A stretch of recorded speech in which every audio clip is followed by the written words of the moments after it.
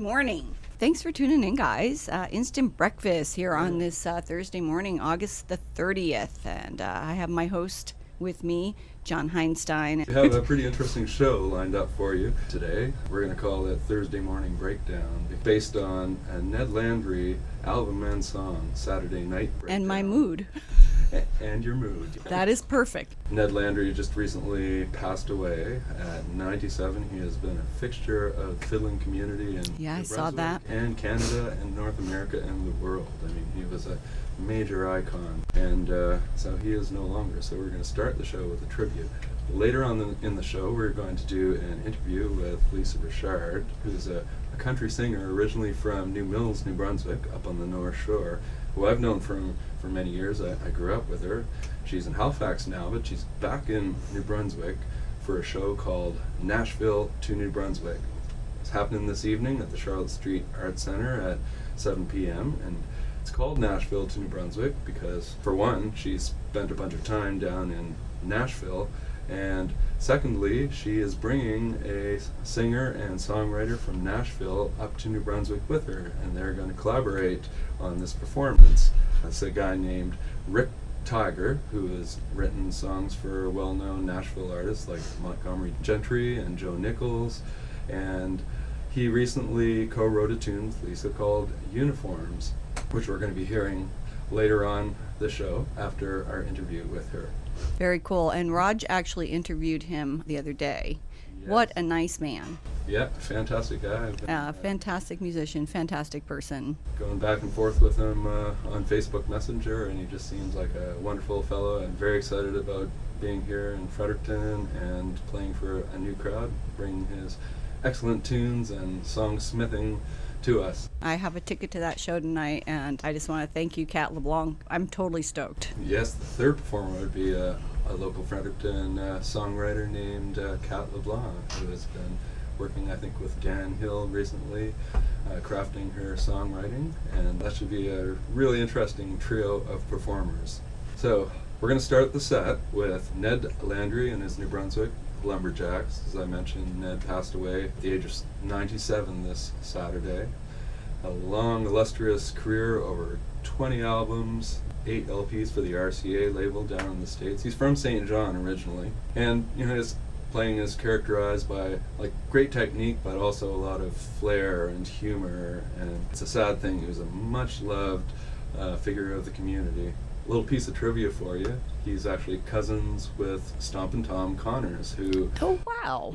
People might not know, but Stompin' Tom, think of him as a PEI artist, but he's originally from St. John. I would have never known that. Yeah, so they are cousins. Anyway, Ned got his start on Don Messers, who was also a very famous fiddle player, and used to be the host of Don Messers' Jubilee, a well-known TV show that kind of like, I don't know, the Lawrence Welk show or whatever, where they brought in all kinds of musicians. And so first appeared on Don Messers' radio show as a harmonica player. No way. Yep, on CHSR Radio. He is a harmonica player, but he taught himself to play the fiddle at a very young age, and that became his instrument of choice. I mean, he's had such a long-standing career and such a high-profile career that there's just reams of things that you could say about him. He was, for instance, the first old-time fiddler to perform on TV in Boston. He won the 1956, the 1957, and the 1962 Canadian Open old-time fiddling contests. And he's been on Canadian TV and radio his entire life.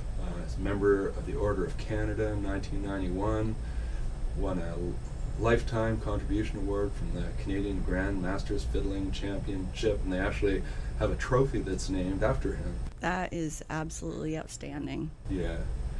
He was inducted into the North American Fiddlers Hall of Fame, the New Brunswick and the Nova Scotia Country Music Halls of Fame. Let's, in commemoration of Ned Landry, play a tune from his album Saturday Night Breakdown, a song called Saturday Night Breakdown.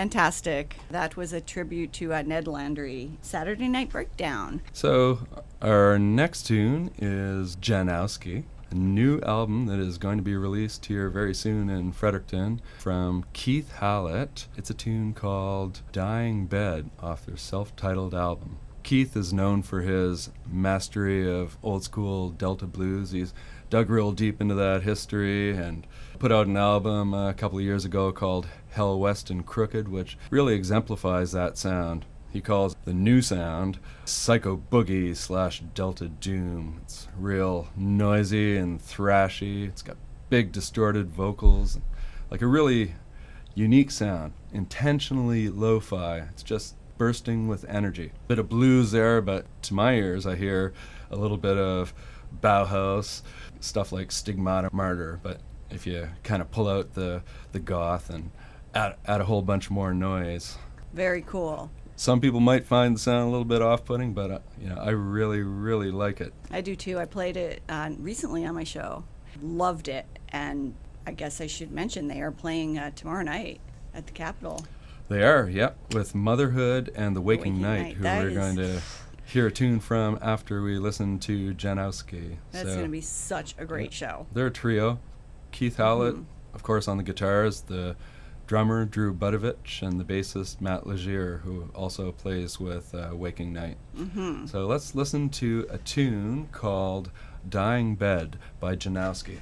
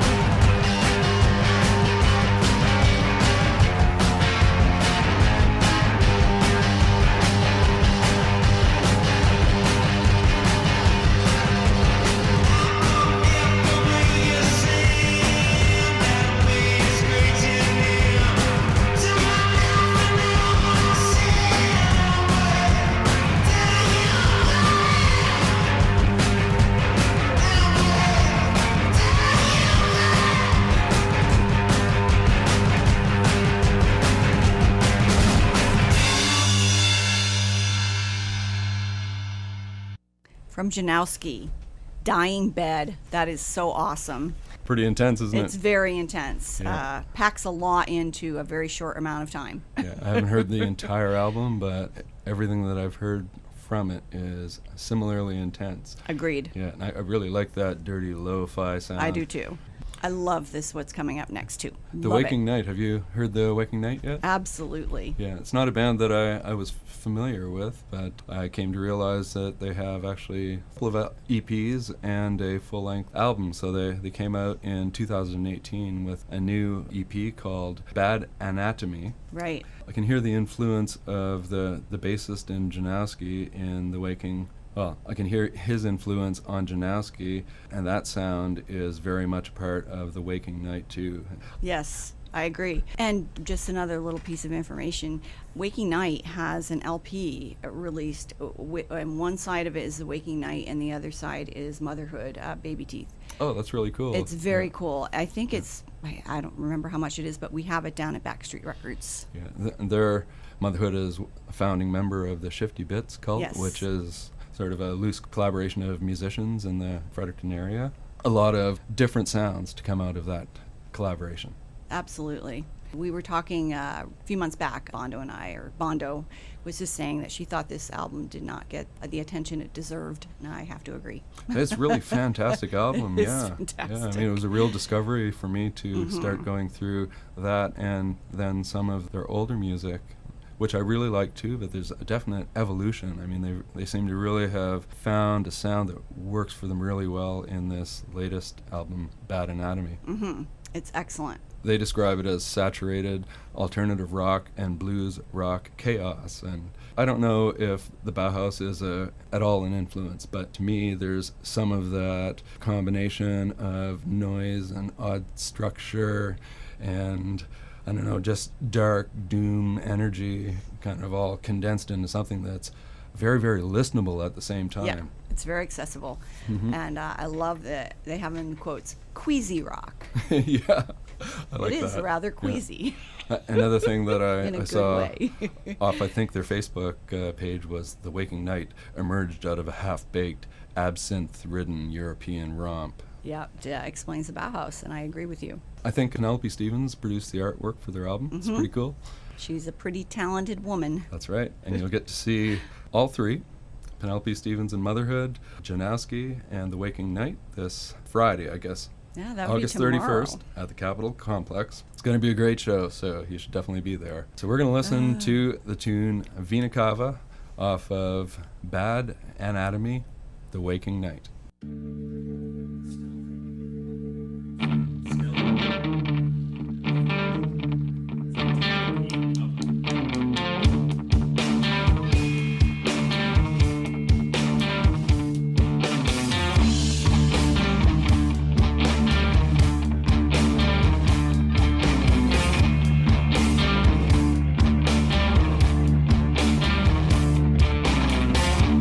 Out and about, shutting your mouth.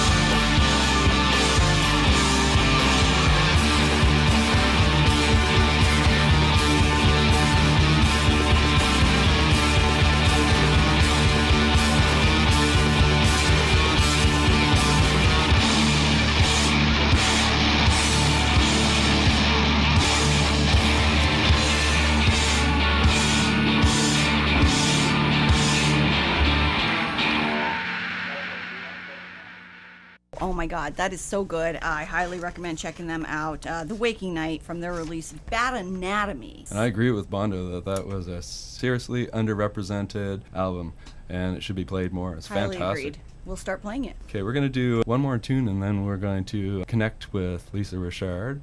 This album here, you and I were at Pony Rouge show at Grimross on Saturday, and I mean, that was just an amazing show. What fabulous musicians. And one thing Pierre had talked about in our interview with him last week is that they had a new drummer, Mario Leblanc, who is originally from Moncton and gone out to Toronto for a few years, and while he was out there had put together this prog rock band called The Weird and the Wonderful, which he had composed all the songs himself, which was unusual for a drummer, but that they were just fantastic songs. And you know what? When I got home after that show, I dialed up The Weird and the Wonderful, and Pierre was absolutely right. This is a really amazing album. It's called Zeta Reticuli, which I had to Google it when I saw the album title. It's a Zeta Reticuli is a binary star system, so that's kind of two stars that are in their own gravitational influence.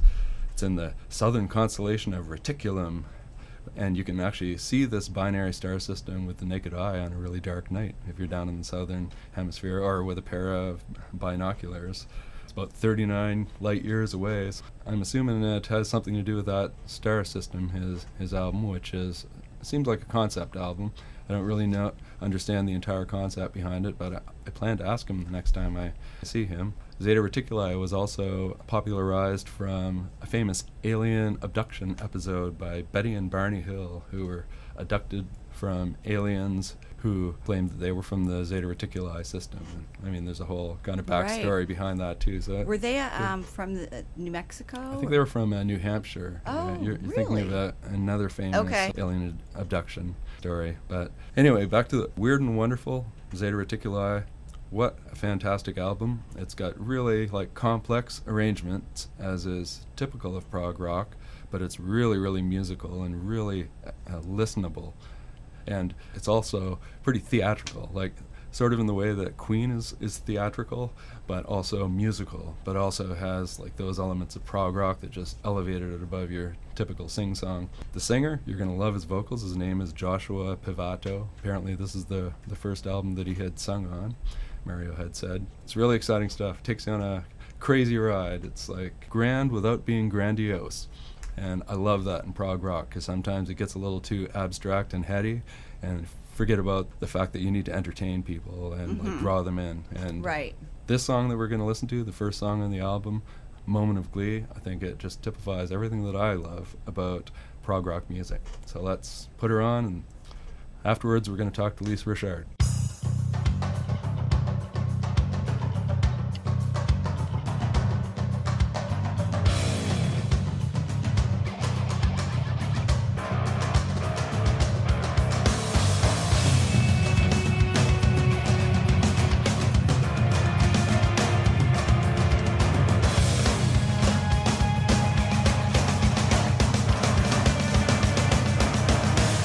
Freedom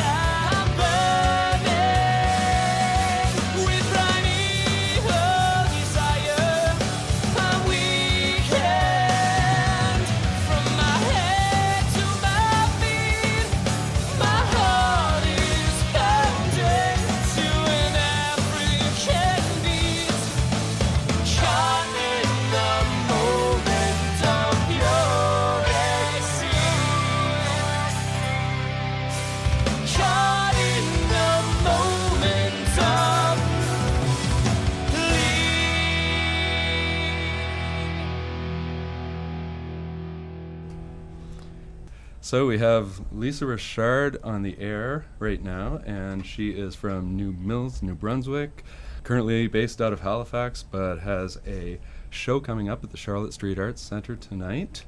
Lisa, tell us a little bit about that show. Well, we just did our show Nashville to Nova Scotia last night, and tonight it's Nashville to New Brunswick, because we're coming to Fredericton to the Charlotte Street Arts Centre. And we had a blast last night.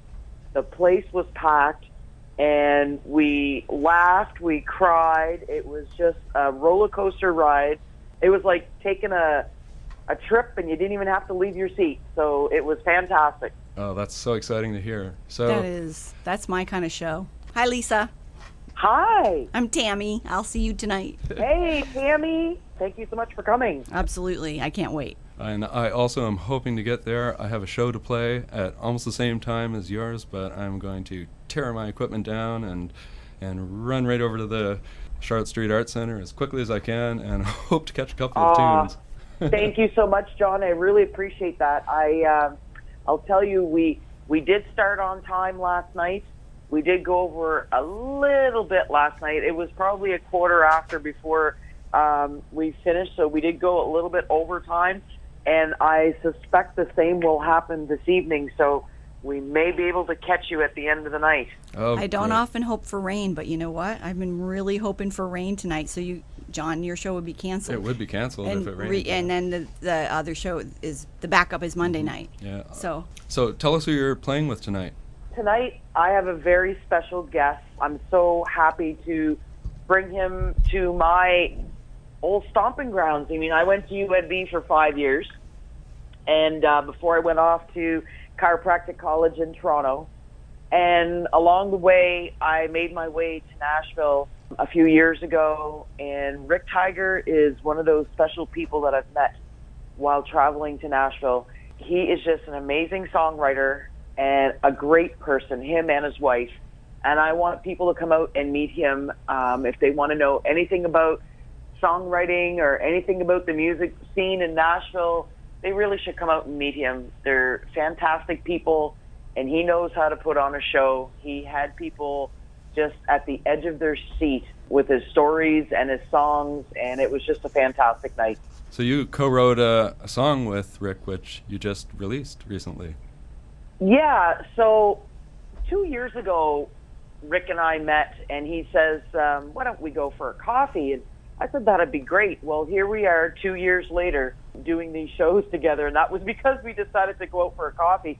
So if anybody, if he asks you to go for a coffee, watch out. But seriously, we sat down last year, and I wanted to write a song that thanked everybody that came into my life that happened to wear uniform, and some people that don't wear uniforms. But after I was in a car accident when I was a kid. I remember that. Yes, that was a few years ago, coming home from UNB. And we hit a moose with our car, and we had some mutual friends, as you may remember, John. Yes. And those mutual friends thought that I was already gone, that I had passed, and I was non-responsive and not moving. So they had got out of the vehicle and were quite upset, as you can imagine, because I wasn't moving. But lucky enough, we had another mutual friend that was a paramedic stop to see what was going on. And we also had the police stop. We were very lucky that they stopped. I mean, there was no cell phones back then. We were in the middle of nowhere. And so to have them stop and check that I was actually breathing, I mean, they saved my life. And I have had a pretty amazing life since. And I just wanted to write something with Rick that helped me thank all of those people from then right up until now. I'm just grateful that I get to wake up every day and do what I do. So I just wanted to thank people. And funny little part of that story is that right after we wrote that song, and I mean, I'm sitting on Music Row in Nashville doing this, and it's a little surreal. I'm sitting there, wow, I can't believe I'm doing this. And right after we wrote that song, that's when I got to perform with Vince Gill and the Time Jumpers.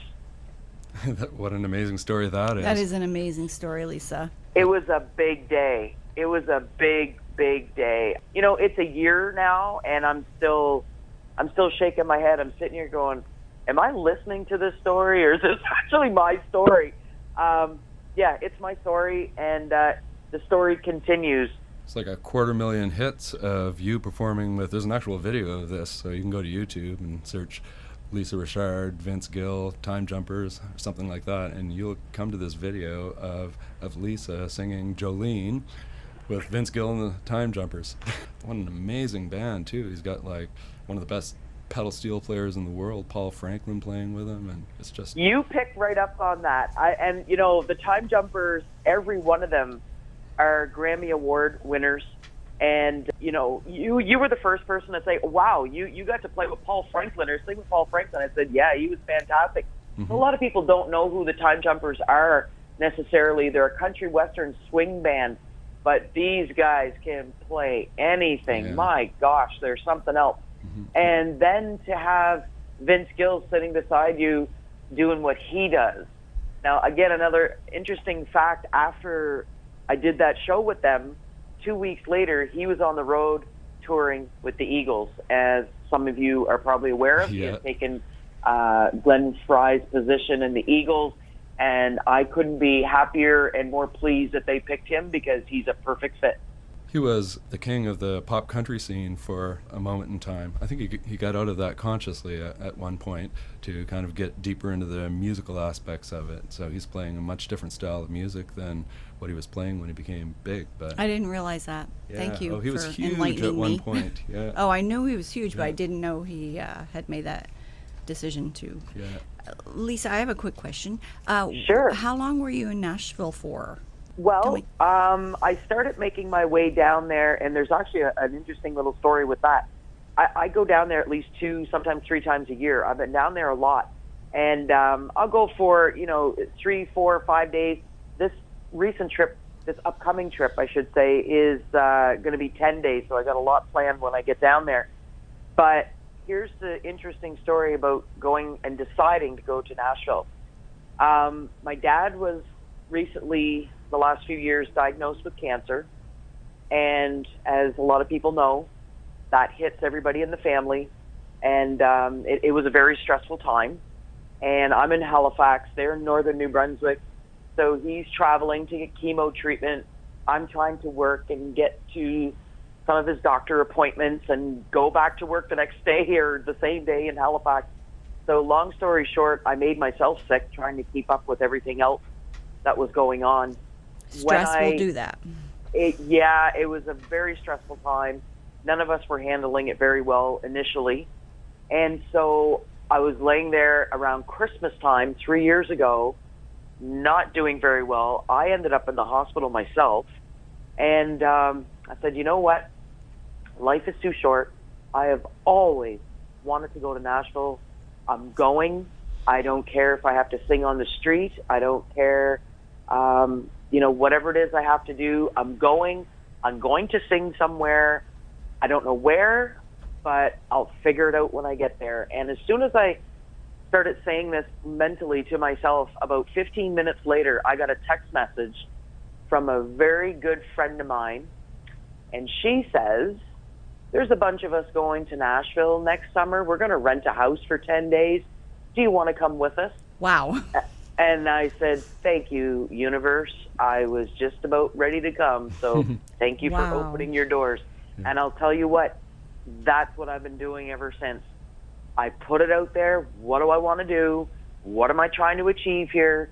And sit back and let it actually happen. So, there's been a lot of traveling, a lot of work that's been done, but I'm actively trying to build on a music career, and hopefully, it'll keep going over the next few years. Well, you're really testimony to the fact that if you go for it and really go for it, like I've seen you do in the last couple of years, anything can happen. And like you have really made your opportunities in ways that you don't see many people. And maybe that's at least in part to the North Shore hospitality, because I'm sure that when you go down to a place like Nashville and you're personable and approachable like everybody from the North Shore is, then that probably helps grease the wheels an awful lot. Well, I've had a few people tell me I need to get T-shirts made that there's no shore like the North Shore, right? It's true. It's true. You know what? I've traveled to a lot of different countries over the years, and mainly because I'm a chiropractor and I do chair a lot of different meetings internationally. And what I have found traveling to different countries is that, you know what? We're all pretty similar. There might be some language barriers, but you know what? At the end of the day, we all just want to be good people and share and try to help one another out. I've met some amazing people. So yeah, when I go to Nashville, I tend to meet those people, and it's a great town. People that I've met will just give you the shirt off their back, and I encourage anybody to go and enjoy themselves and check out Nashville. It's you'll see every type of music there, country to blues to jazz and rock and everything in between. It is Music City, USA, and the fastest growing city in the U.S. right now. There's 100 people a day moving there.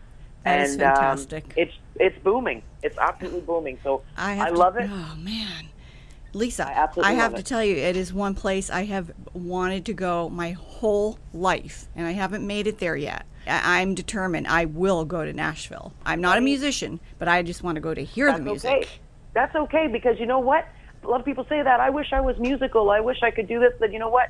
I think everybody has a little bit of music in them. But you know what? We need people to appreciate the music too, and not. There is no music. There's no point in doing it if people are not there to actually hear it. That's why we do it, right? We enjoy sharing that moment and that message and energy with people. And last night was just a fabulous opportunity to do that, and we're going to do it again tonight. I can't even wait. I can't wait either. Nashville goes, I'm going to let you in on a little tip that may be happening next year, so I'll keep you guys informed. I was at the Hank Snow Festival 2 weeks ago doing a feature. I was a guest for them a couple of weeks ago in Liverpool. This festival's been going on for, I think, 30 or 40 years, and that's where Hank Snow is from, is Liverpool, Nova Scotia. Well, as we all know, Hank Snow made it quite big down in Nashville, and I met his nephew, and they actually have a ranch, the original house that Hank Snow and his wife lived in while he was in Nashville. So they are opening that up, and I believe actually it is open now, to the public as a sort of bed and breakfast ranch for people to stay. I have this idea, and this has been kicked around a few times, to put a tour together to take, because everybody I meet wants to come to Nashville, and I have people to come. They're interested in coming with me, and I think next year we may be putting a trip together to do that, and it may involve the Hank Snow Ranch. So it's going to be something that I work on from now probably till the spring, and hopefully something we'll do in the fall of next year. So keep your ears open. Keep us posted. So Lisa, you've also been down south for the Josie Awards, an independent country awards show.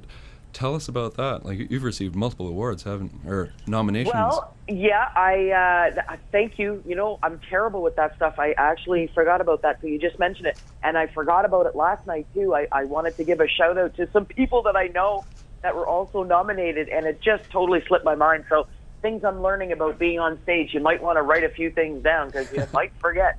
I kind of go with the moment when I'm up there, and I did forget about the whole award show. But yes, the Josie Music Award is an independent music award show.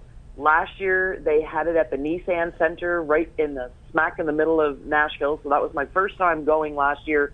I was nominated. Tangled Up was nominated for Southern Rock Song of the Year. We played that one on our show. Yeah, unfortunately I didn't bring any hardware home, but that's okay. It was great to go there and network with people, and I'm meeting up with people this year because of people that I met last year, and so the whole experience was just fantastic. Now this year I was hoping to get another nomination, so I kept my fingers crossed. When I was in Budapest in May, and I was actually doing a show with a band in Budapest, it was a few hours before I got up on stage, and I got this email that I was nominated. So I opened up the email. I was quite excited, and I actually had 6 different nominations this year.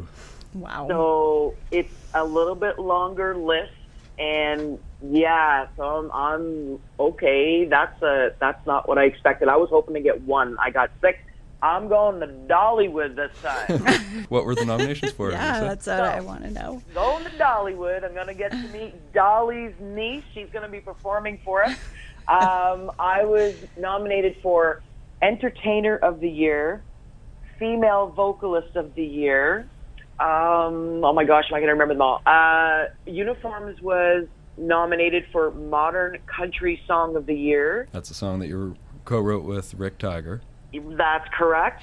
And Born to Shine, which was produced by Hal Bruce, is nominated for Outlaw Country Song of the Year. So I'm an outlaw country cowgirl, apparently, so that's good. That's great. Last year I got a Southern Rock nomination, so yeah, you'll get a little bit of rock and country in what I do. Now, John, thanks to you, Fisherman's Daughter is also nominated for Video of the Year. And I would not have Fisherman's Daughter without my co-writer, John Heinstein from Sleepy Driver. I did not know that. John is so humble. He would never tell me anything like that. Never. He says nothing. And I Nothing. am absolutely terrible with trying to remember all this stuff. So, yeah, John sat down with me a few years ago, and I had this idea, and he made it come to life because there was no way I would have came up with that on my own. You know, just the wording, the phrasing, the music. We did a demo of it, and John, I think I told you this, when Hal got that demo, there was nothing changed. Like, you did such a good job with that song, and it's probably, believe it or not, just as popular as Uniforms. And I'll tell you why. That video that Pierre Hayward and Michelle Guitar did for me down at Peggy's Cove and Eastern Patches, they did that for me a couple of years ago as well. That whole opportunity and that song has been on Eastlink TV, the ticker, for the channel guide. Oh, so nice. They have a video. Yeah, they've had it up now, John, since February of last year, and I think it's still on there. It's a great video. I mean, it really typifies your North Shore experience growing up as a fisherman's daughter. Well, it's crazy. We don't even know what the numbers would be on the views because it runs constantly, right? 24 hours a day. So I've had nurses say, "Oh my God, we hear that in the lobby all the time," or "Oh, we saw that in the hotel room. That was so cool." And so that song is actually fairly popular because of Eastlink TV and them running it over their channel guide. They loved it. The owner of Eastlink absolutely is thrilled with that video, and they're hoping that I have another one soon. So yeah, that's what's in the hopper. I'm trying to get things together to hopefully shoot another one for Uniforms. So that song, I mean, there's a direct relationship between your experience growing up and the lyrics of that song. Do you find that you bring those same kind of North Shore sensibilities to all of your songwriting? Pretty much. It's kind of hard to take the North Shore out of the girl. You can take her out of there, as they say, right? But yeah, you know what? I had a very interesting childhood as well. From going fishing with my dad to going to the Canada Games as a cyclist. I mean, there's all kinds of things that I got to do, and I just did them. Right? You don't think about it at the time, but I sit down and then I start trying to tell people things that I've done, and they're like, "What?" Like they. It's a little surreal when I start writing down all this stuff. I thought I got to write a book or something, or well, let's write a song about it at least. So actually, that's a funny bit of the story too. When I was on CTV this week, the lady that was interviewing me on CTV, I was telling her the story about the moose and Canada Games and all this kind of stuff, and ending up here, and she said, "Oh my God, this is an Oprah story. You need to be on Oprah." I said, "Yeah, but I'm going to be on the radio in Fredericton this week, and I'm getting people in Fredericton to come out and listen to my show. So Yeah. I don't know if Oprah's going to happen, but anyway, she gave a shout out hoping that I'd be on Oprah someday. Maybe Oprah is going to be on your show. Yeah, Oprah might be here tonight. Hey, yeah, that'd be all right. That would be good. That. I agree. That would be the way to go. If there's anything I know about you, Lisa, you set your sights high and you just go for it, and you end up doing it. Well, I don't know about setting the heights high. I just there's not a real clear plan with that. I get this idea, and I'm just, okay, this is how I could do this, and these are the people that might be able to help me. And I got to be serious. I mean, I have not done this all on my own. Yes, I've had a lot of the ideas on my own, but there's no way I could have done all this without help from people in Nashville, people here, people like yourself. This is a village. If I haven't had 200 people, and I'm not exaggerating, come into my life to help make this a reality, it's been a circus working with everybody. I just love it, and that could be part of it too. Love what you do, and love the people you work with, and good things happen, right? Yeah.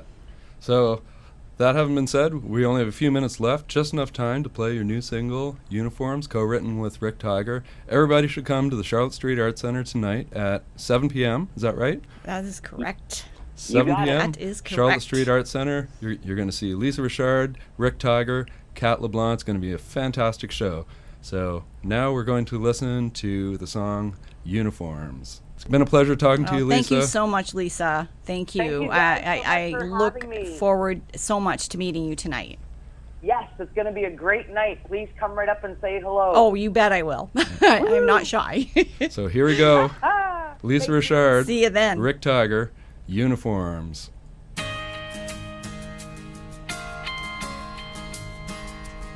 Spent 30 years in Boston behind a badge. They went 4 years overseas in a 100-pound backpack. She wears scrubs, and what she does can save you taking your last breath.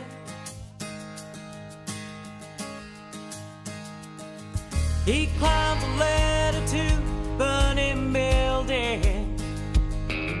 He's always there in case you need kneeling. They all sign up just because they're willing, not knowing what's next. So here's to those who chose to lead the charge. They won't even tell you who they are. Been doing it since the day I was born.